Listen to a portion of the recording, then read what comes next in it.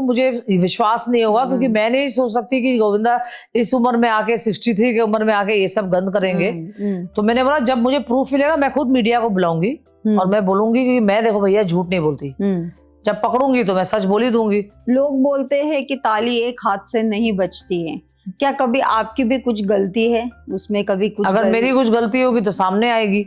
Okay, मैं तो यही बोलती हूँ, मैं तो बोलती हूँ कि मुझे बताओ कि मेरी गलती कहाँ है जी। जो मैंने इतने कम उम्र में शादी किया, बच्चे पाले, गोविंदा के पूरे भांजे पाले, पूरी फैमिली पाली। मैं खुद ही कितने साल की थी, 22-23 साल की थी।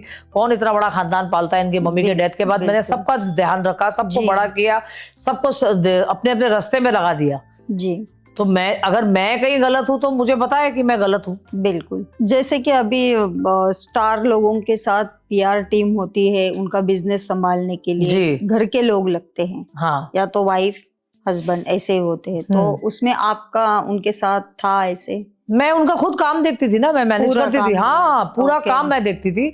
मैंने अभी छोड़ दिया क्योंकि अभी वो ज्यादा काम ले नहीं रहे। ओके, तो मैंने बोला अब जब वो काम नहीं ले रहे तो मैं सोचा कि मैं अपना खुद ही काम शुरू कर दूं, क्योंकि मैं ही उनके लिए शोज लेके आना, कोऑर्डिनेट करना।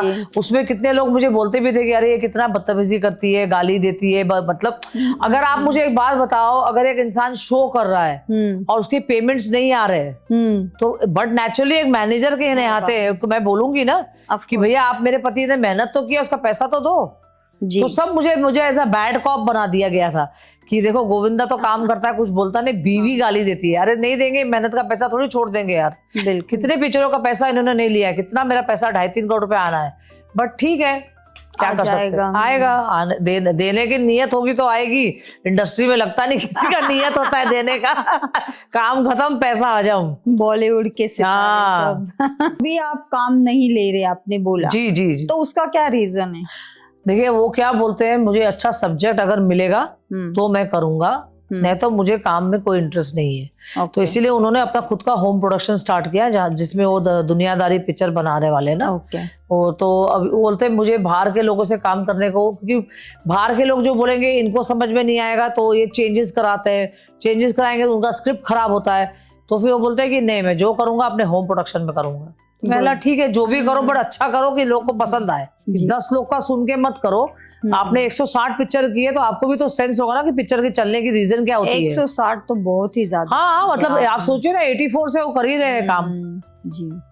तो इसलिए मैंने बोला कि जब आपको काम करने का इंटरेस्ट होगा, अच्छा सब्जेक्ट मिलेगा, तब आप करो। मैं hi friend, welcome to daily blog उभरता भारत चैनल। मैं हूँ आपकी होस्ट रूबी ठाकुर। तो दोस्तों, बॉलीवुड स्टार जो कि 150 पिक्चरों में काम किया, गोविंदा, करिश्मा कपूर के साथ हिट पिक्चर में दिया और भी बहुत सारी हीरोइन के साथ हिट पिक्चर दिया।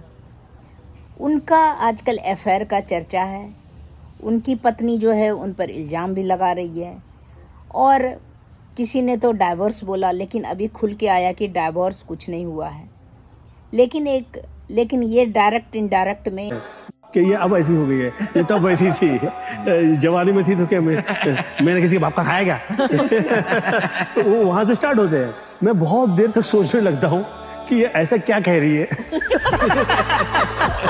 जो मुझे अभी तक समझ में नहीं आ रहा है। Story of my life. Sunita is like a kid, पर ऊपर वाले ने उसे जो बोझे दिए और जो हमारा घर वो संभाल पाई और वही कर पाई, क्योंकि वो वैसी है जैसी वो है।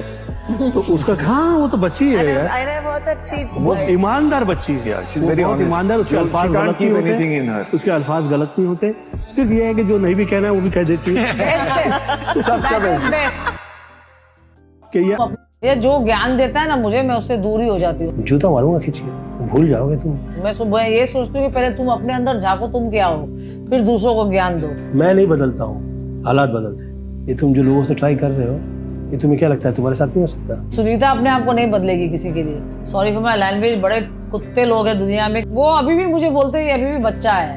अभी मैं 55 की हो गई हूँ, कौन से एंगल से बच्चा लगती हूँ? ये घर के लोग ही होते हैं जो घर बर्बाद करते हैं और आपका संगत खराब हो गई। मैं किसी के बारे में नहीं सोचती क्योंकि मैं किसी से डरती नहीं हूँ। कभी कभी कुछ लोग बड़े ईमानदार होते हैं पर वफादारी कहीं और पड़ी हुई होती है। हदें पार नहीं कीजिए, बट आप टॉप पे आइए, अच्छा लगेगा। जब तक मैं किसी के लिए गलत नहीं कह देता या मैं ये नहीं कह देता कि हाँ ऐसा है, तब तक कृपया सब शांत रहें, काम करें, ईमानदारी से करें और आगे निकलें।